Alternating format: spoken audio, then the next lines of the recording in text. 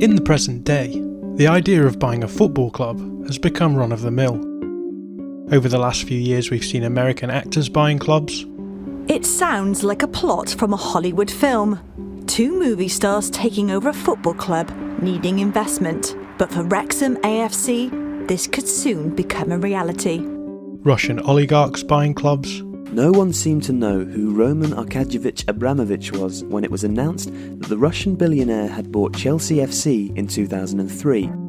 Chinese businessmen buying clubs. Chinese investor appetite for foreign football clubs seems to grow every week. A 39-year-old Chinese tycoon, Tony Xia Jiantong, has just agreed to buy the Birmingham-based Aston Villa. And Middle Eastern states buying clubs. This is the image Saudi Arabia wants the world to see. A kingdom trying to rehabilitate its international reputation, with sport the vehicle of choice.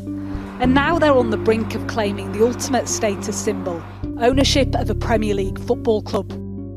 There may not be pots of gold to be made owning a football club, we are frequently told, but there is power to be wielded, and kudos to be apportioned. Owning a football club can open doors to the highest echelons of modern society. So why would an American investment firm think to take over a parochial football club in the Northwest? We are very excited to begin this new journey with the Claret family.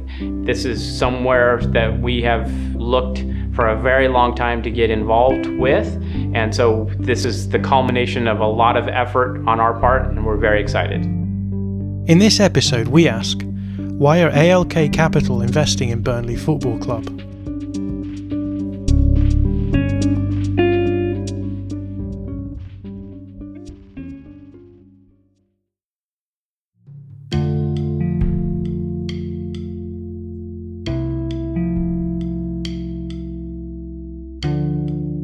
It's something that has sort of been on the cards for a little bit of time. Andy Jones covers Burnley for The Athletic. And it'll hopefully take Burnley to the next level.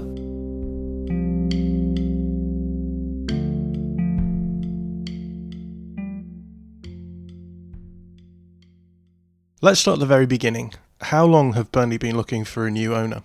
It's difficult to really put a sort of time scale on it. I think definitely at least over 2 years, Mike Garlick's sort of been saying that, he'd welcome sort of outside investment to take the club to the next level. It sort of got to that point where it was needed. Burnley had sort of reached that level where they need to be taken on to the next level. So an ALK Capital, the hope is that that's what they'll be able to do. There's been a few different potential buyers on the cards in recent years. What do you think has differentiated the buyers ALK Capital from their rivals? From sort of speaking to Alan Pace yesterday, it's certainly the passion and the vision and the determination that they had to sort of complete this deal was something that really stood out. The other bid that was involved, the Egyptian-based group, which was Ahmed El Kashashi and Chris Farnell, also had a strong bid, but I think ALK in the end were clearly the favourites. Mike Garlick made it clear throughout the process. Whenever he didn't speak much on it, but when he did, he was making sure that he was making the right decisions for Burnley's future moving forwards. And ALK come with a lot of business experience and a lot of business background. They seem to have the right type of people around Alan Pace as well as himself. They know what to do, they're knowledgeable within the business and also with that, a little bit of football experience as well to take the club forward. Let's talk a little bit about ALK Capital. How much do you know about them? They're a sports investment firm who essentially have been trying to take over a football club, and it was never a guarantee, but they've had interest for a while now. They initially looked in the Championship, looked at Sheffield United, but that unfortunately didn't go through for them. But that has then led them to Burnley. Pace said yesterday is they found something special in Burnley. They're very, very experienced, a number of partners involved in business and finance, but also the analytics. They've shown that intent in terms of the sports industry with their investments in AI Scout and Player Lens in terms of recruitment and scouting, but also keeping Mike Garlick and John B on the board, the two main senior shareholders that ALK have bought out. Keeping them on the board will certainly help. ALK have said that they're willing to listen. They don't want to come in and try and change too much and make silly mistakes. They want to listen and make the right decisions for the club moving forward. There's clearly some experience of working in the sports industry there, but this is the first time they've invested in a sports club in the UK. Is there any nervousness around the club about this? I think with any takeover, really, there's always going to be a sense of nervousness because you never quite know how it's going to play out. I mean, you look at some of the Northwest clubs around Burnley who've had takeovers, Blackburn, Wigan, Bolton. You see what can happen and what can go wrong, really. First tonight, Bolton Wanderers have been saved. Late last night, the English Football League gave Bolton 14 days to complete a deal or face expulsion from the EFL. But the 145-year-old club's survival has now been secured after Football Ventures completed its takeover. So I think there's always nervousness. I mean, the way Alan Pace spoke yesterday, there was a lot of confidence. He was really impressive in the way he spoke about his vision and the way he wants to go about things. And one of the main things he asked was for time, and that, you know, they're not going to come in and try and do a million things at once and try and throw a lot of money about. It's going to be measured. It's going to be controlled, and they're going to make sure they take the time and make the right decisions and make sure they've talked everything through before doing things. And saying those types of things, obviously it's different to saying and doing, but it certainly has calmed the fan base, and the fan base seem very much behind the takeover and the new owners. We've spent a lot of time looking at football and at football clubs, and what attracted specifically to Burnley had a lot to do with the passion of the fans, the quality of the club and the way that it had been managed, the longevity of the coaching staff, and the ability for us to see a path to growth. So you mentioned that you spoke to Alan Pace yesterday. What do you know about him? He will be the new chairman. He's come from a sort of a Wall Street background, very much business related. He was with the Lehman Brothers for, I think it was around 12 years. I think he went up to position of managing director. Also, Pace was interim president at Real Salt Lake in 2006 to 2008. That was more on the business side, but he's shown that he's been in the workings of a football club already, so he has got a little bit of that experience. But when I spoke to him yesterday, we spent 90 minutes talking to journalists, which was impressive in itself. Came across really well. He was really engaging, really welcoming, bit of humour as well, which is good. But yeah, no, he seems like a really likeable fella. One of the key things about him, which he's already sort of shown since he's come into the role, is that he wants to be open and communicate, which is something that Burnley fans were a little bit frustrated about with Garlic and the former board. There wasn't that sort of communication, whereas Pace has come in, he's got a Twitter account, he's interacting with fans. How that continues and how that develops, we'll see as time goes on. But, you know, that he wants to be open, he wants to communicate, and he wants to share what the club are doing and the vision and why they're doing it.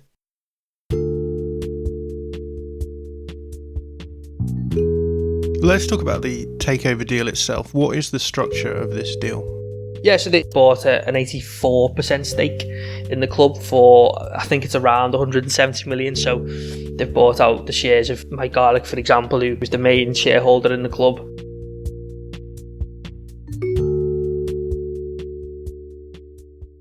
They have taken out a loan from MSD UK Holdings to help finance it. Pace was questioned on that yesterday because I think it had generated a little bit of concern just in terms of what it all meant. But, you know, he was very clear in that it essentially like taking out a mortgage, if you like, on a house. He maintained that what the deal had sort of done was very sensible and responsible and sustainable for the football club, which is, you know, the most important thing. Do you anticipate a big upheaval in terms of the underlying structures at Burnley? Is there going to be a big change in terms of the running of the club? I don't think so. I mean, in terms of the board, you know, a number of former board members have now left. Pace has yet to name his full board. There will be changes there. I think Dave Checketts is someone who Pace has worked with. I think Checketts was the founder of Real Salt Lake, so him and Pace have a good relationship from there. He's part of ALK, so he'll be one of the people joining the board. And there'll be a number of partners as well that Pace has got. He was photographed with Mike Smith and Stuart Hunt in sort of pictures on the press release and stuff like that. So I would imagine they're also going to be involved. So it's difficult to say. I mean, you've also got Garlic and John B who stay on board. So in terms of the board structure, the people on the board will be different. But I think one of the things that attracted ALK to Burnley was the way it was run and the financial and the operational way that it was managed. They're definitely not going to go away from that model. They're not going to suddenly come in and, you know, throw 200 million at things. They're going to probably continue with that model because it's shown that it works, it's shown that it's effective, and their task is to now evolve that and grow the club internationally, commercially, but also, you know, hopefully be able to finance and support Sean Dyche in the transfer market. You mentioned the transfer market. This deal took place just before the January window opened, and I'm led to believe there was a bit of a race against time to get the deal through in time to make moves in the market. What do you think the window is actually going to look like for Burnley? There was a desire to have it done before January because they wanted to make an impact really and get in the door and support the manager. And It's not a massive change, I guess, on the budget side of things. I don't think that they're definitely willing to invest and back Sean Dyche, and they've had conversations already. One of the first things they did was making sure they spoke to Sean Dyche, and they've talked to Mike Rigg as well, who's the technical director and sort of heads the recruitment and scouting department. And they've basically, gone in and listened to what Sean Dyche wants, and they're fully supportive of him, and they want to try and help him in whatever way they can to bring players in. So one of the things Alan Pace shared yesterday was that they wanted to work with a more swiftness in the window, and Burnley notoriously have had to sort of wait and buy the time and do business right at the end of the window, where I think ALK are hoping they'll be able to do things a little bit quicker and try and get players through the door, because ultimately Dyche has sort of said, after the poor window they had in the summer, Dyche said they were still 2 or 3 players short, and with the injuries that have sort of been consistent throughout this season, even though when they have managed to get a number of players back, they've shown they're still a definite Premier League side. They want to flesh out that squad really, and while we haven't really put a number on how many players they want to add, they're fully supportive of Dyche and have listened to what he wants and what he feels is needed for the second half of the season, and they want to back him.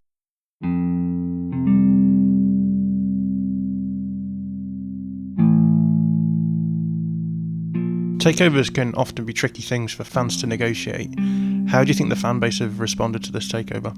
Really positively. I think there was a general opinion that the club needed some fresh investment to take it to the next level. There was an understanding that the former board had sort of taken Burnley to the level that they could really take them to, and I think what Burnley fans feared was that eventually there would come a point where that started to has a negative impact, and they might fall down and into the Championship or whatever.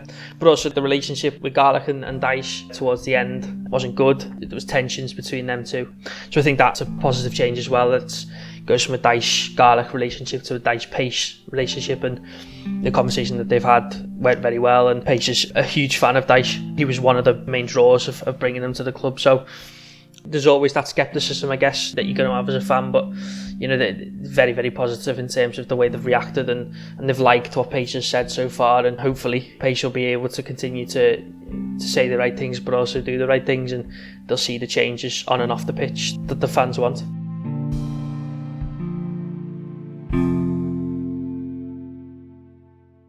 Are you a fan of football today?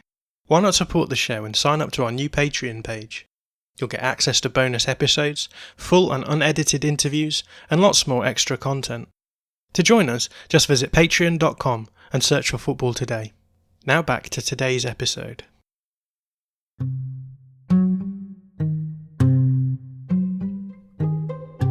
When we think of football takeovers, we usually think about bigger clubs with obvious commercial advantages.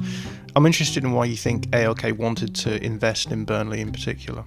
It was a question that was asked in the press conference yesterday to Alan, and it was sort of why Burnley, because it's not your usual club that you look at and go, that's where you'd invest, I guess. I think what drew Pace to Burnley was the passion he spoke a lot about within the club, but also the community. He used the word community a lot. He's moving to the area himself, and he's going to be based there. He's going to be very hands-on as a chairman, but he wants to sort of ingrain himself in the local community, and he fully supported of the Burnley FC and the community project, which is in partnership with the club, all the work they do within the town.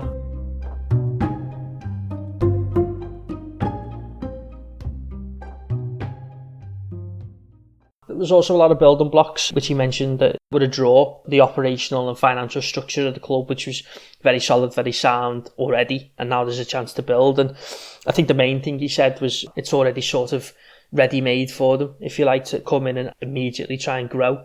And that was the big thing he talked about. He could see a lot of growth, and Burnley as a brand is something that is more local than more sort of international. And I think the idea is to try and expand it and bring it to the international markets and grow the club commercially in that sense. As you've mentioned there, Burnley have made a name for themselves by being a profitable football club in a period where that's often a pipe dream for most clubs. How do you think being bought out by an investment firm will change that? It's an interesting one. I guess it's sort of a wait and see, really. The idea is ALK will continue that profitable business model. They're not going to sort of come in and change too much, really. They want to sort of just grow and try and make those profits bigger, I guess. And that will be through the commercial side, that will be through player trade, as it is for every club, really. But the idea is that they will be able to invest more and sort of continue to build Burnley, because they've got a really good solid platform and foundation now. which has been set up by the former board and Garlick and the rest of them. And now it's about how do you take that to the next level. I don't think it'll change too much because ALK don't want to come in and just completely rip up the structure that Burnley have got. They very much like it, and it's very much why they were attracted to it, and therefore it'll be about building on that and trying to evolve that and make it better. You've already mentioned how ALK have invested in scouting technology platforms in the past, putting money into AI Scout and Player Lens tools.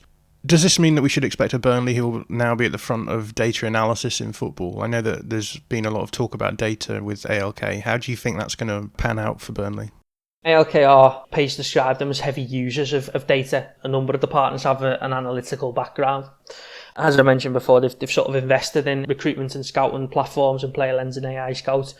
It's something you probably won't see straight away with the current strategy they've got, Burnley have got at the moment, especially in this window, with so little time to do anything really, anything else other than try and completely focus on getting players, talking deals through and discussions. But I think it's as their longevity at the club goes on, that's when you'll see the evolution. I mean, I asked Pace about what he made of the recruitment network and database that Burnley had built up under Mike Rigg, because it had been an area that the club had really invested in the last sort of 18 months, 2 years. And Pace spoke really positively about it, even with the challenges this year that every scouting team's gone through of not being able to actually see players in the flesh as much as they would like to.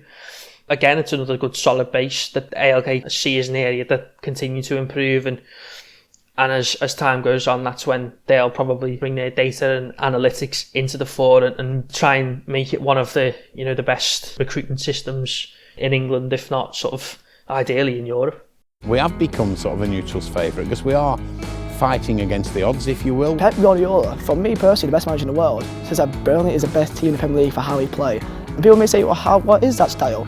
And it's just hard work, it's organisation, it's structure within the team. Burnley's always been a place where you've got to graft and get on with it and work hard to get what you want out of life. It is a club that's kind of based on those British values. If Burnley are suddenly able to spend money and bolster their squad, how does this change them stylistically? Are they going to stop being a more defensive team and look to develop a more attacking play style, do you think?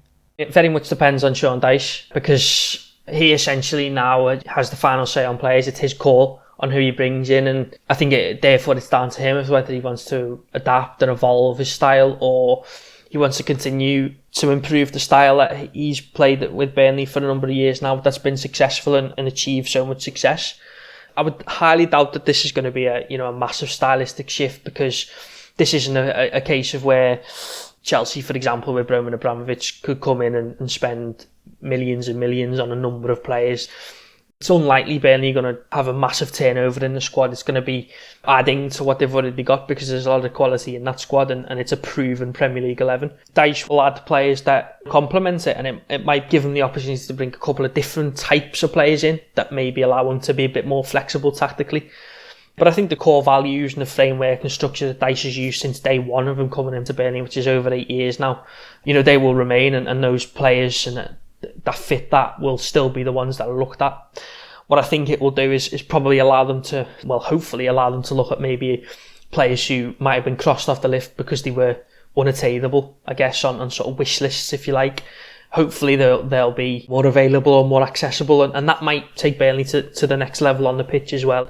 And I suppose following on from this, where do you see Sean Dyche fitting in? Is it expected that he can oversee this transformation, or do you think that he'll eventually be moved on? Alan Pace couldn't have been more complimentary about Sean Dyche, to be honest. They are huge fans of him, to put it simply. We have been very, very big fans of Sean for some time. As I mentioned, the longevity and stability of the management side has been something that's been very impactful from our perspective of the playing style and the ability to perform at the level that they have. So we're very, very big fans of Sean's. One of the things that attracted ALK to Burnley was the consistency and longevity of Dyche and his coaching staff's reign at the club, because Dyche has set up a culture at Burnley which is stuck and filters through everything now, because he's had such a massive imprint on the club and the town. So they want to continue as long as possible, really. In a way, it's up to Dyche as to what he wants to do. He's got 18 months left on his contract. It's not a massive priority at the moment to get that sorted, because the transfer window is the most important thing. But it will be a conversation that needs to be had. The way Pace spoke, it's sort of up to Dyche. They will, want Dyche to stay for as long as possible, but it'll be up to Dyche to decide if he wants to continue with the project, or he decides that, at the end of his contract, that he wants to move on. And I guess it, as well as ALK trying to put their feet under the table and sort of establish themselves, I guess it's a time for Dice to sort of assess things as well. Personally, are these new owners able to stretch the club to the length that I want to and that I've been talking about? And if that's the case, then you'd like to think they would stay. But if it's still not quite where he's looking for the club, then you might think that it's time for the change. From the outside, it feels to me as though Burnley fans enjoy their status as an underdog club. How do you think external investment from a new owner will change that feeling? Alan Pace said that he wants to make Burnley Britain's favourite underdog, so very much that status will remain the same. One of the things Pace said was that in terms of helping to grow outside of the local community and sort of internationally, and is to create stories. And I think Burnley's story over the last sort of, since Dyche has come in especially, has been one that people have taken a real interest in. And it's about now trying to evolve that and continue to develop that. I don't think that will change, the fans' feeling. They'll still see themselves as, underdogs and fighting against sort of everyone and still overachieving. ALK will hopefully, help them on a financial front and be able to take them to the next level so that they can compete and maybe their overachievements aren't seen as much as overachievements as they have been in the past. Do you think the fans are ready for the upheaval that is going to happen at their club? I think so. I think the fan base was sort of ready for the next step, the evolution, I guess, of the club. Because as I've sort of said before, they'd sort of got to that point where the former board had sort of maxed out what they could achieve with the club. The challenge, therefore, was what was next and how could Burnley move on from this point. So I think that the fans were sort of ready for the next step and with the takeover talks, and they've gone on for quite a while now, so it's not something that's come out of the blue. So they'll have got their heads around the situation and be ready and hopeful of positive change, which is what ALK want to bring and certainly what the fans want to see on and off the pitch.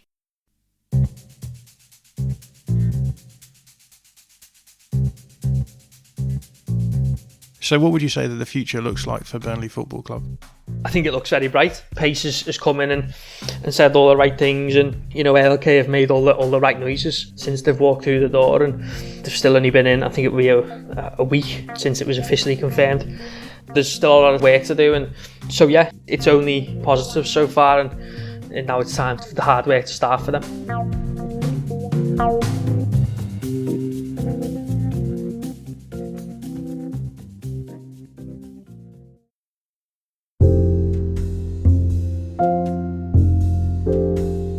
You can read all of Andy Jones' coverage of Burnley over at The Athletic. The music for this episode is provided under the Creative Commons licence by Blue Dot Sessions, and the details for the individual songs can be found in the show notes. This episode was produced by myself and Josh Schneiderweiler. I'm John Mackenzie. Thanks for listening to Football Today.